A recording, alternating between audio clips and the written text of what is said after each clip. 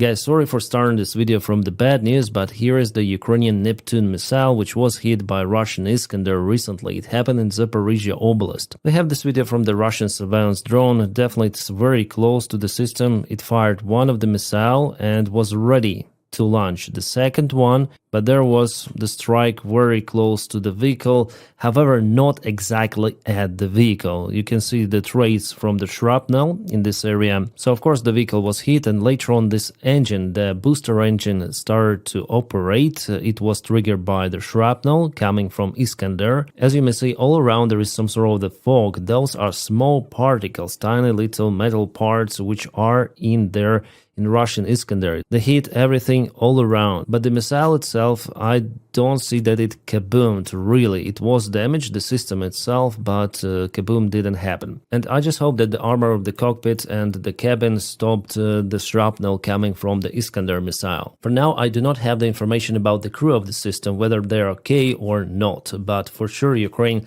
lost one of the launchers. It was at least significantly damaged, and at least one of the missiles was damaged too. By the way, it was not this new modification of Neptune, it was the standard R360 missile, with kind of the limited range but still capable. So again, Russia works in combination with ballistic missiles and also surveillance drones. Ukraine uses the similar tactics with HIMARS, but Iskanders obviously they have way longer range compared to HIMARS standard missiles. I would say that Neptune was hit very close to the front lines, 25 kilometers away. Nevertheless, I still have questions how Russians knew that it would be deployed at this specific spot. Because Neptune is the mobile vehicle, there is the small time window for it to launch missiles and leave the place. So my speculation is that Russians knew about this launch well before someone gave this information. I know that I always say like that, then Ukrainian Patriots were also demolished by Russian Iskander, a couple of the HIMARS systems, and it all gives us the question how it happens. I would understand about the military airfields, Ukrainian bases, which are stationary, but here, no. I have lots of the questions here. Yeah, this is like one more variant of the vehicle. It has the armor, cockpit and cabin all together. Probably this Neptune launcher was the one, or at least this type, judging on the video. Guys, today I told you about Ukrainian ship which was hit by something. At first I saw that it was the Russian cruise missile, but I was wrong, we have more data. Russians openly share it, and this is the video filmed by the drone boat. It's the first time I see the Russian strike using the drone boat. Yeah, they learn from Ukraine.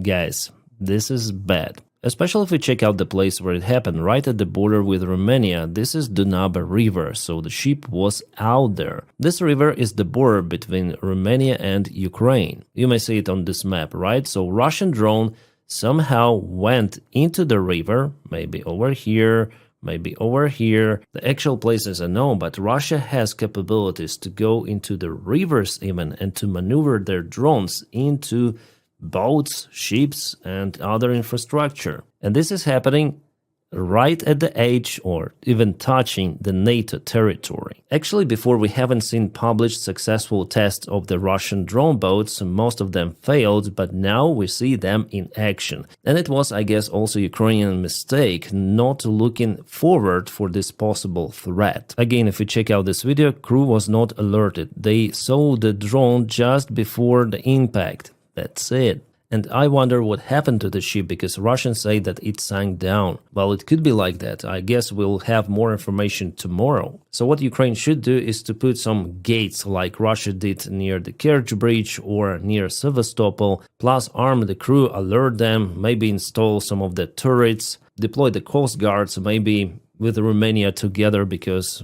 it's actually the border. This case is definitely not good. If Ukraine had Navy fleet, it would be under the significant threat, but Ukraine has just few of the ships. None of them are deployed in the Black Sea, but even in the rivers there is the threat. Today there is the tragedy happened in Poland with one of F-16s, and this pilot, whose name is Maciej Krakowiak, I hope I spelled this correctly from Polish. He was the commander of the Tiger demo team, and there was the training flight of him piloting F-16 and it crashed. Yeah, we have this video showing the last moments, so the airplane went to the loop or on the loop. It was very close to the ground. Everything was working fine, and simply there was not enough altitude. The airplane crashed into the ground, turned to the firewall. So clearly miscalculation from what I see. Again, the engine was working. It seems like the airplane was controllable. Yeah, it was just visual miscalculation of the pilots. Even professional pilots do mistakes. Unfortunately, this one cost the life for this pilot, and luckily no one on the ground was hurt. Yeah, huge loss, and Polish guys, my condolences to you, especially for family of this pilot. Yeah, sorry guys for the bad news at the beginning of the video, but I think that those are important, so I want to tell them at first. From the good news, we have still not confirmed information, but Russians write about it that Druzhba pipeline is under the strike again. Magyar performing his duty task, and I wonder if we'll have one more message from Peter Siarto or someone from Hungary. They really love this Druzhba pipeline, don't they?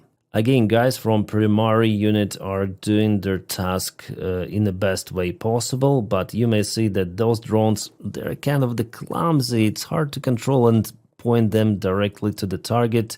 It's kind of hard to tell whether they made it, but I think they did. So I would work on stability of the drones. Maybe there is the problem with the signal. Maybe there is several milliseconds delay for transmitter or receiver, but yeah, it's not very stable. Our Ukrainian experts and Russians also, they say that those drones sometimes miss the targets and fly over to the sides, but most of the drones, after all, hit the target. It is also hard to confirm the strike because you don't have surveillance drone flying nearby correcting the FPV drone of the classical airplane type flying to the target, so it's really hard to coordinate precise strike. Nevertheless, sometimes Ukraine is very successful with those. Guys, here I want to put extra attention for the false information stated in many of the Ukrainian and pro-Ukrainian channels. Unfortunately, yeah, it was not confirmed at first and was posted. I also believed in that and shared it in my last video, but here I want to dismiss the fake that indeed PBS engines, those small jet engines, were not used for Shahed drones. And here we have the statement of the company itself. They say that it's not possible. They say that the engines are visually similar to PBS engines but not manufactured by PBS. We deny any involvement in this case. No evidence suggests that PBS engines is used in Shahed 238 drone. So because they look similar, or in this case the same, I would say, it doesn't really mean that PBS supplied their engines to Russia. No, Russians or Iranians could buy those engines and basically copy them. Sorry guys from PBS company, but this engine really looked like yours.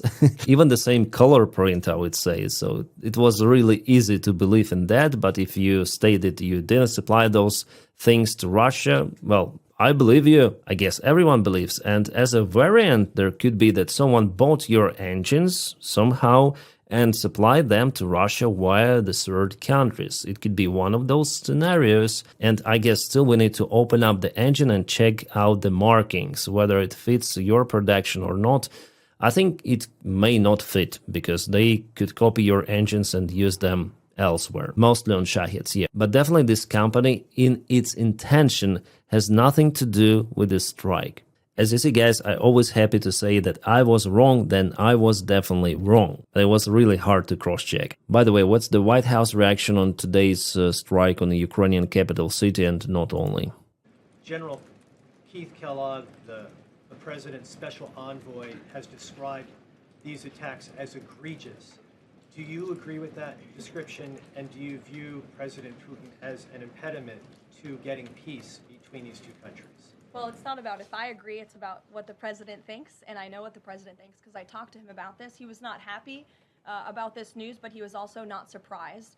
These are two countries that have been at war for a very long time. Russia launched this attack on Kyiv, and likewise, Ukraine recently dealt a blow to Russia's oil refineries. They have taken out, as a matter of fact, 20% of Russia's oil refinery capacity over the course of their attacks throughout the month of August. So the president is continuing to watch this intently, and this killing, unfortunately, will continue as long as the war continues, which is why the president wants it to end.